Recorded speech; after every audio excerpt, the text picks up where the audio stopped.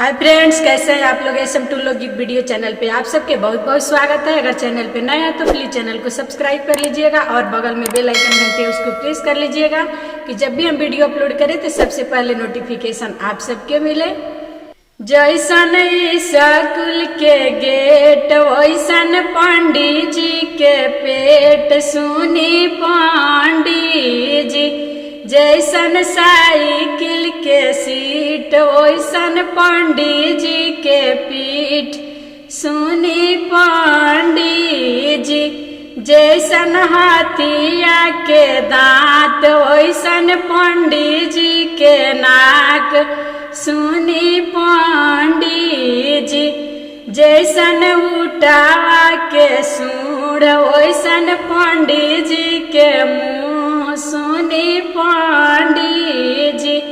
जैसन घोड़ावा के पोछ वैसन पंडित जी के मोछ, सुनी पंडित जी। जैसन घोड़ावा के पोछ वैसन पंडित जी के मोछ, सुनी पंडित जी। जैसन मकई के भुआ वैसन पंडित जी के फुआ, सुनी पंडित जी।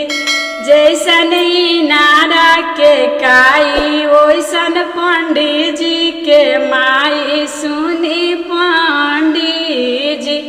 जैसन बासावा के कोइन वैसन पंडित जी के बहिन, सुनी पंडित जी।